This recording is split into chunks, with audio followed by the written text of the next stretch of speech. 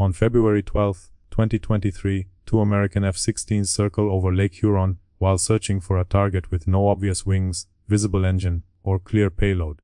Above the lake, the object moves slowly enough to look harmless, yet strangely enough that one pilot says, "I wouldn't really call it a balloon," while another eventually decides balloon is exactly what he would call it. Their cockpit recordings describe lines hanging beneath the object, but the pilots cannot clearly identify its shape, say whether it is metallic, or explain who owns it. Although nobody can establish exactly what the object is, the United States fires an AIM-9X Sidewinder at it, misses, and then launches a second missile that destroys the target. General Mark Milley later confirms the first weapon lands harmlessly in Lake Huron, while the second sends the object toward the water below.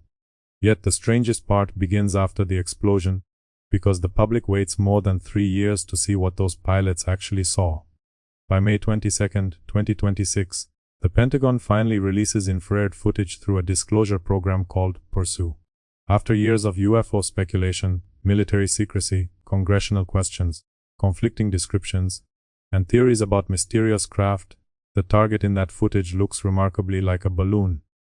What should end the mystery instead creates a better question. If this really was a balloon, why did the most powerful air defense system on Earth need fighter jets, two missiles, an international recovery operation, classified footage, and more than 3 years to explain it? Except an alien spacecraft would almost make the confusion easier to understand, while a balloon demands an explanation that is far more ordinary and somehow more interesting. Instead, the important question is why NORAD suddenly began detecting mysterious objects everywhere, why officials destroyed something they admitted was not assessed as a direct kinetic military threat, and why the evidence remained unclear for years. So, this is not really a story about proving aliens exist, because it may be a story about surveillance, political pressure, incomplete evidence, classification, and a system that had every incentive to act quickly while explaining slowly.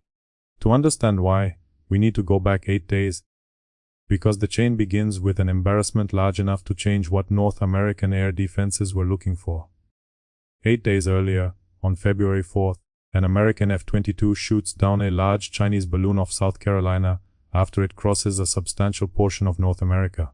Unlike the later objects, Washington publicly identifies this one as a Chinese surveillance balloon, while China says it was a civilian research platform that drifted off course.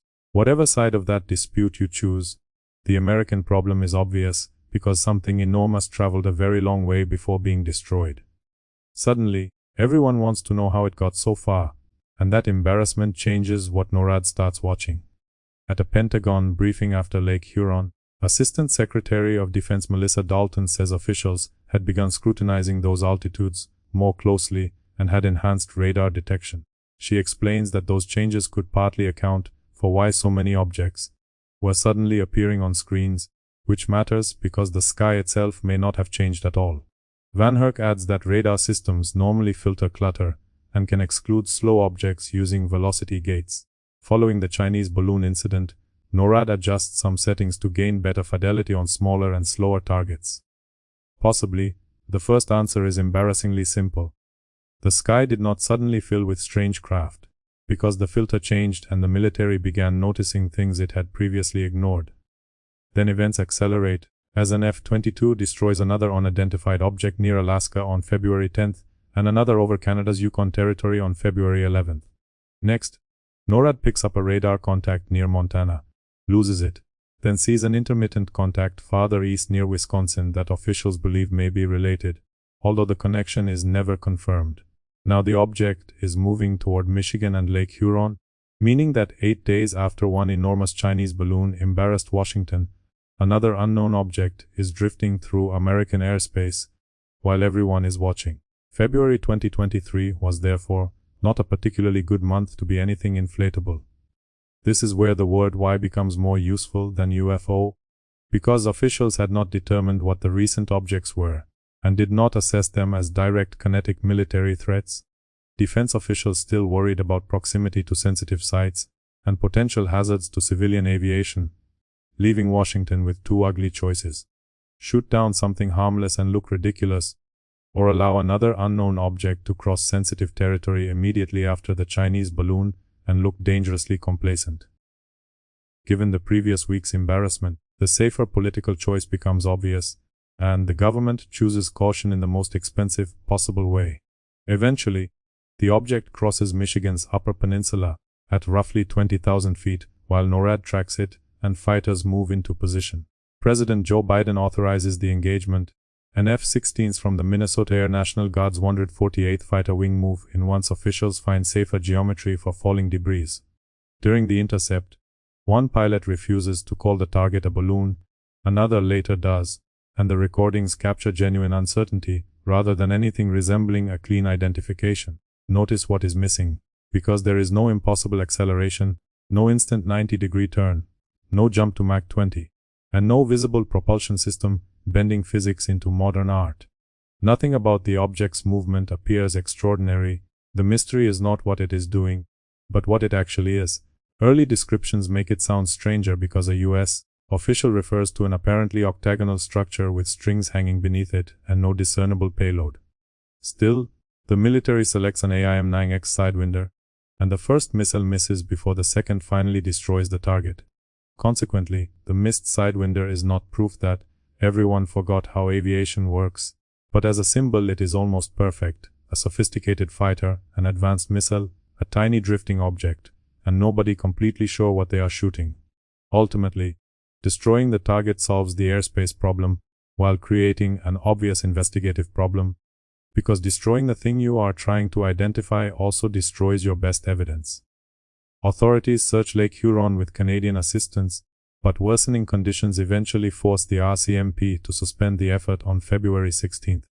Records reported in 2024 later reveal that material was recovered from the shores of Lake Huron, including a module from a company that sells weather monitoring equipment.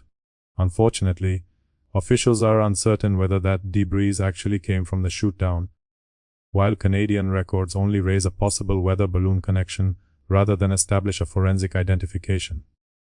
Evidence increasingly points towards something ordinary, yet the physical chain connecting recovered material to the target remains incomplete, defying a clean ending.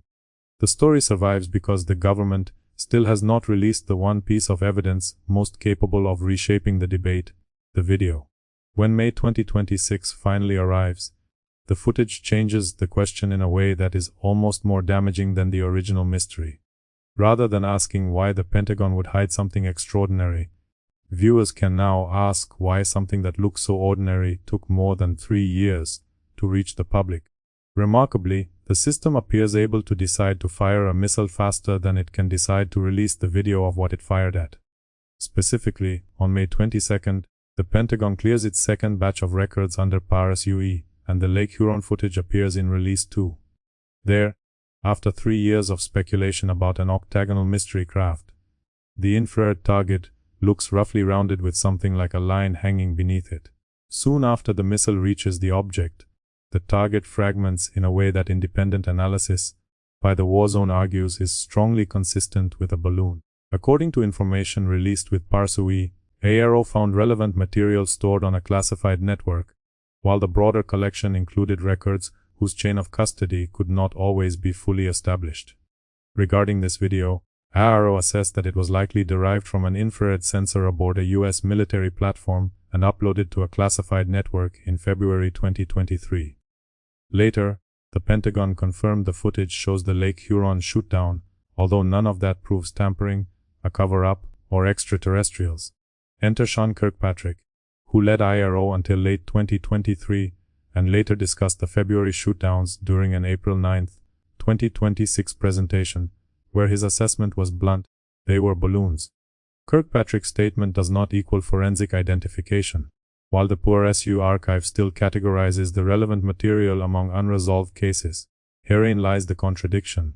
The archive says unresolved, the former AARO director says balloons, the footage looks balloon-like, and potentially relevant recovered material involves weather equipment whose connection remains uncertain. Which brings us to the best why question in the story. If nearly every surviving clue points toward a balloon, why was establishing that so difficult? Skepticism has to work in both directions, because interesting is not proof, unidentified is not alien, and uncertainty is not evidence for whichever theory happens to be more exciting.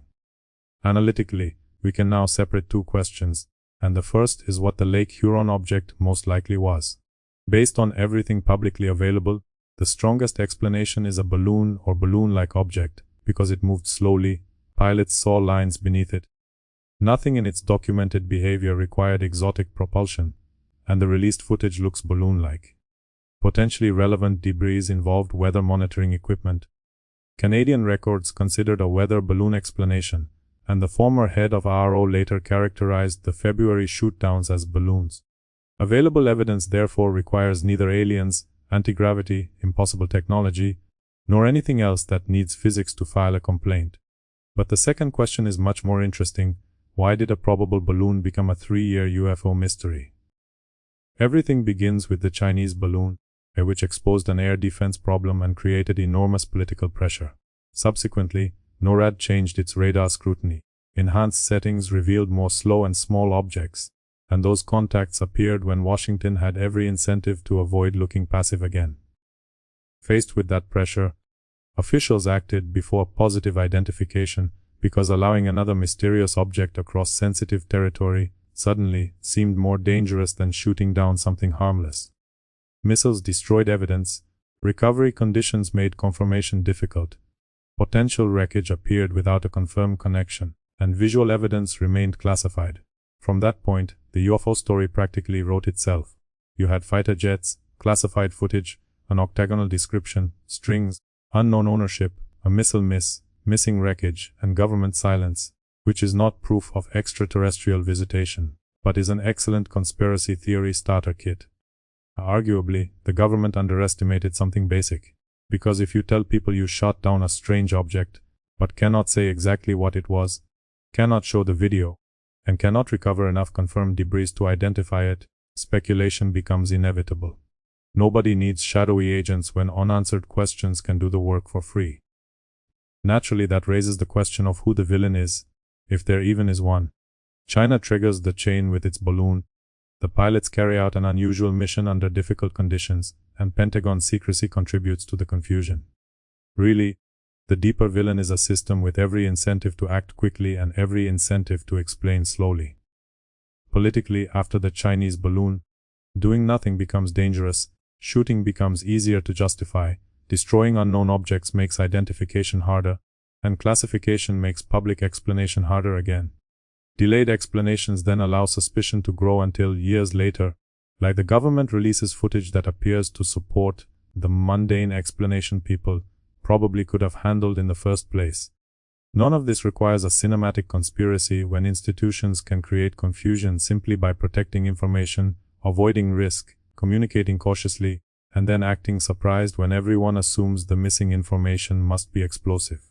Apparently, no comment remains undefeated as the world's most efficient conspiracy generator. And this is why Lake Huron matters even if the target was only a balloon, because the real failure may not have been identification so much as explanation. Go back to February 12th, when an F-16 pilot circles a tiny object over Lake Huron, struggles to describe it, and says he would not really call it a balloon. More than 3 years later, a balloon is probably the best explanation we have. Yet look at everything required to get there. Radar scrutiny changed, more objects appeared, fighters scrambled, officials faced pressure to act, one missile missed, another destroyed the target, recovery failed to settle the question, and footage stayed classified for years. Compounding matters, weather equipment later washed ashore without a proven connection. The archive carried provenance questions. A former RO director called the objects balloons, and the government record still stopped short of definitive identification. Conceivably, there was never anything extraordinary above Lake Huron, because this may simply have been a badly timed balloon drifting through North American airspace during the worst possible week to be a badly timed balloon. Recognizing that possibility does not make the story meaningless, because it makes the real mystery clearer. In practice, you do not need alien technology to manufacture a UFO when incomplete information, conflicting observations, classification, a rushed military response, missing evidence, messy records and silence can do the job perfectly well.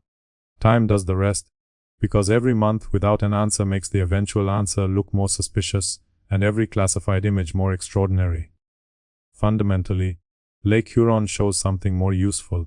A mystery can be real even when the object at the center of it is not extraordinary. Perhaps we have been asking the wrong question since February 2023, because the issue was never simply what America shot down over Lake Huron. Taken together, the evidence now gives us a pretty good answer, and that answer is probably a balloon. Better questions ask why something so ordinary became so extraordinarily difficult to identify, explain, and finally show to the public. Because the next unknown object may not be a balloon.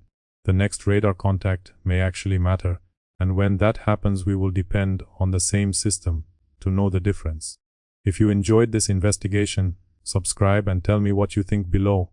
Because I want to know whether Lake Huron was simply the product of 8 extraordinary days of heightened military alert, or whether something in the official record still does not fit.